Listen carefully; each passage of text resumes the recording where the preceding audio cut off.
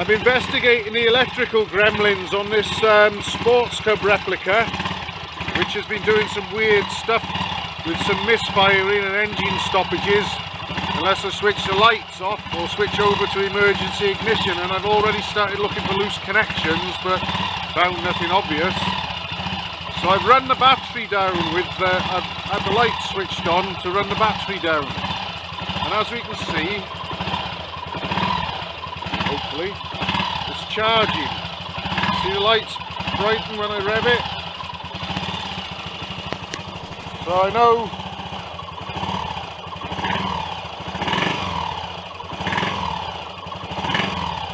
it's not a charging issue.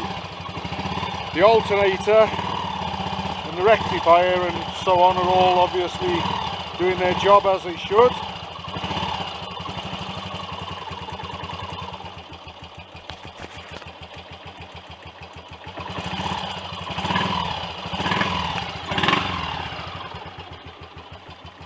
The lights off, but I need to find out what's going on, so I'm going to have a look at the electrical system and the wiring harness.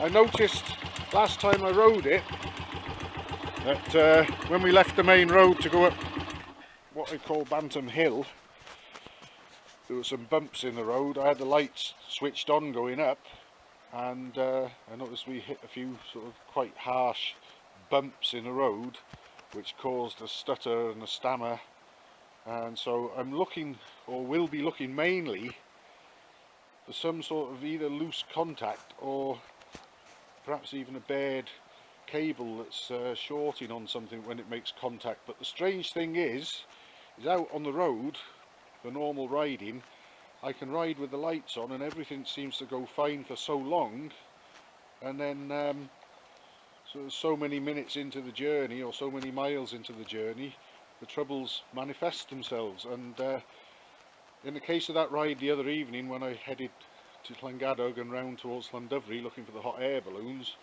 just before we got to Llandudfri, the engine started misfiring a bit and gradually got worse. It would take less and less throttle until I switched over to emergency ignition, and then thankfully everything worked fine and we got home. But it's all a bit strange. Those symptoms on that ride actually made me think that perhaps I had dirt in the carburettor or around the main jet, but it's not a fueling problem, it's an electrical problem of some sort.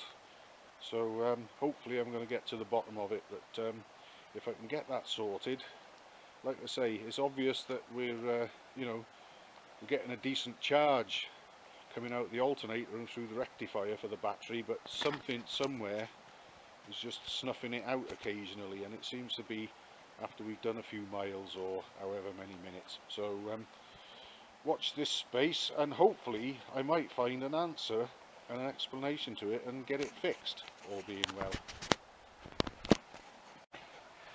Right, well, I've got the seat removed here and I've got the battery off. I've got it in the workshop on charge. I've also removed the headlamp assembly from the bowl and checked the wiring in there and waggled them around.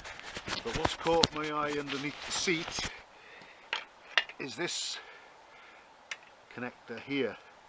Hopefully you can just about see that. It's got a live wire coming from the battery directly to the stoplight switch and another one going to the ignition switch,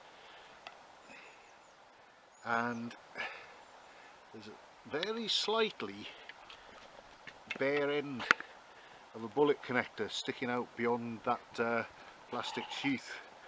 Hopefully we can see it, so I'm going to try and push that in a little bit further, and I'm also going to try and move things a little, because it's not impossible for that to have sort of moved, especially when we hit bumps and things in the road, and possibly short out. So I'm going to try and deal with that. Whether that is the culprit or not, I don't know, but it's a possible candidate, so I'm going to try and get that ruled out with a little bit of work.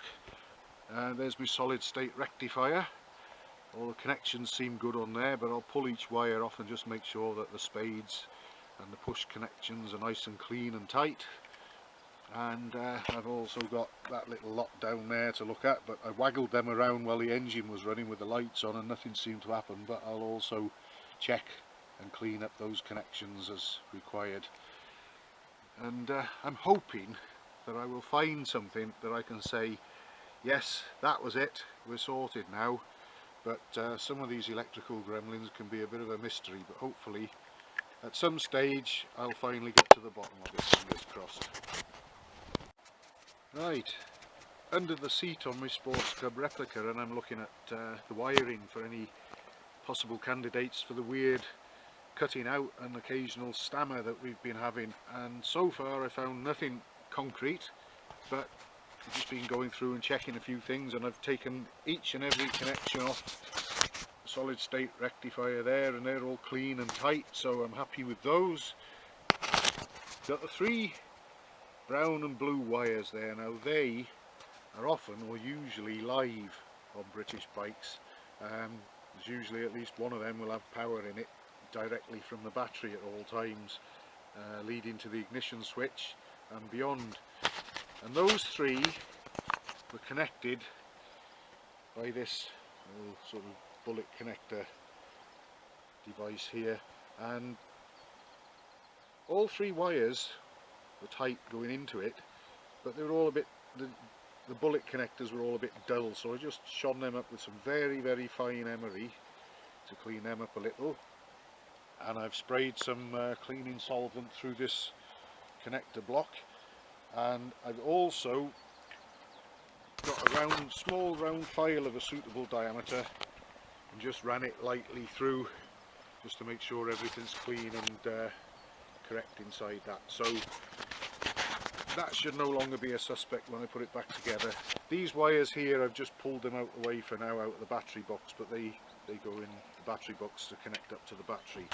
So at the moment where we stand is, I haven't really found anything to explain it. No loose connections, no bared or chafed wires, but the odd little thing that I'm able to sort of improve on and clean up, I'll do, and we'll just carry on from there until if and when I'm likely to find anything, if I ever do. But you can't do it any harm by just making sure that things like this are clean and tight and all in place. Well, now I've got the plug connector that connects the wiring loom to the ignition switch pulled off the back of the ignition switch, and I've sprayed a cleaning solvent both through the connection holes in the plug and the pins on the back of the switch, and then followed up by blasting with compressed air just to make sure that there's no nasty goo or anything in there. And some of those little connector pins in there actually do look like they've been a bit green, but hopefully by disturbing them and cleaning them, and I've worked the socket on and off the pins a couple of times, perhaps any suspect connections might improve. Hopefully things can't be any worse than they were before.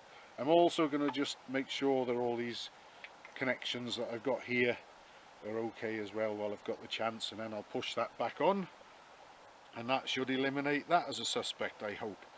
I'm also probably going to take the rectifier off, unbolt it from the frame and clean up the earthing points, because there's no actual earth wire as such. Going from that, it's earthing through the frame, and that looks a bit dirty and rusty, so just to give that its best chance. I know it seems to be working okay and charging, but it won't hurt just to sort of clean up the contact area for earthing a little bit.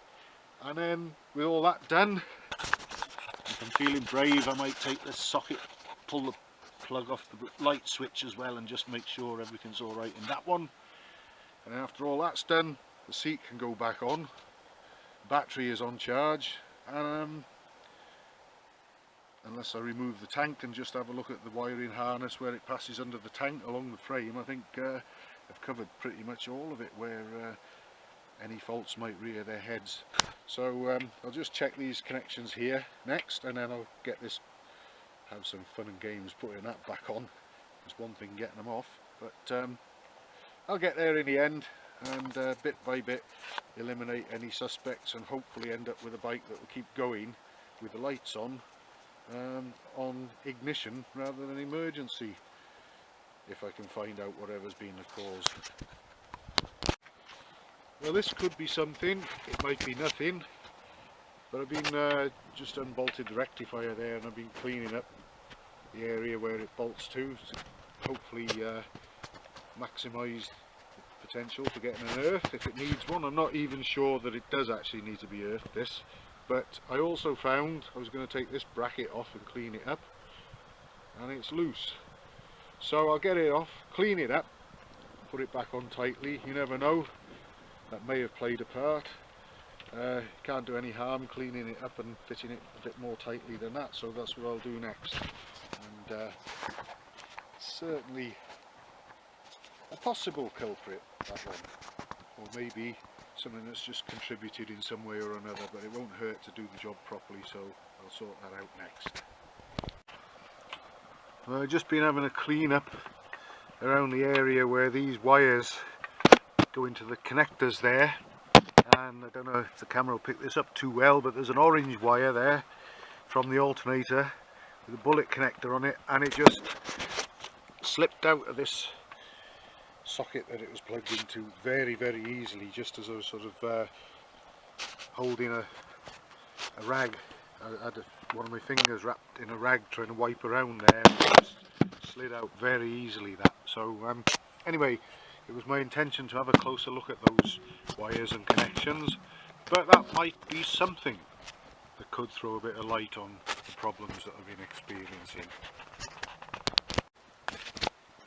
Well, to possibly round off, apart from obviously taking another ride on it, which I'll hopefully do soon, I've had all those wires there, the wires from the alternator to the wiring loom, apart at the connections, and replaced a couple of dodgy connections, and cleaned up all the bullet connectors and the bits that they push into. Some of them were quite oily actually, which is not a surprise living beneath the oil tank. But I've cleaned them all up now with clutch and brake cleaner, which is the same as electrical switch cleaner more or less, and blown them with compressed air and dried them and everything, so they're spotlessly clean. And I made sure any loose connections have been pinched a little to tighten them up. So I'm happy with that lot, and I've got them fastened well out the way of the high level exhaust pipe, so hopefully it won't melt any of them. I've left this plug, the inspection grommet, out of here because we've also got the ignition wire going in through the back of the engine there, and what I want to do is just have the engine running and just put the pointy nose pliers in there and maybe wiggle that wire around a bit and just see, just in case that one's chafed through anywhere and is causing any trouble.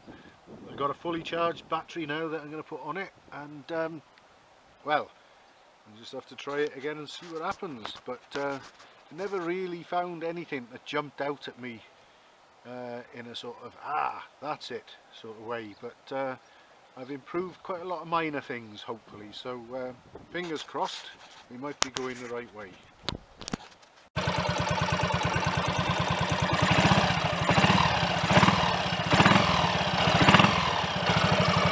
Here we are running again.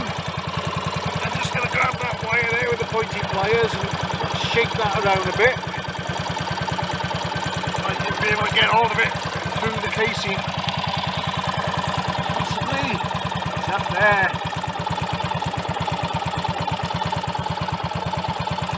I can actually get my hands on it.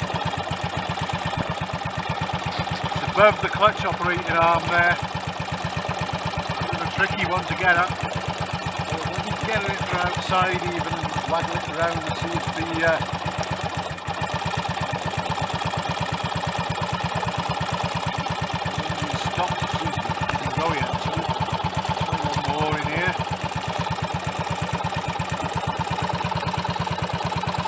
I don't think I've got any problems with that.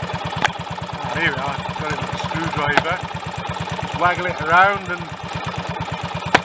just make sure there's no part of it that can short. Just might have worn through and short it out or something, you know, stop the engine occasionally or intermittently.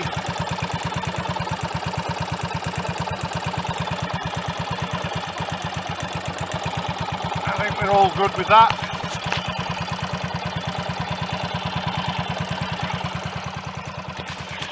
The only thing to do is ride it some more.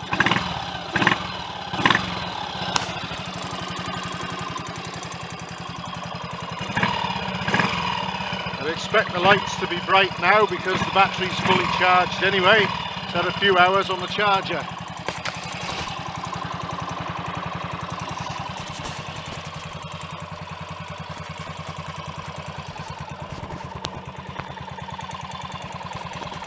So I guess I'll see how we get on with that. Surely it can't be any worse, although they could be famous last words. Then we'll soon find out, no doubt.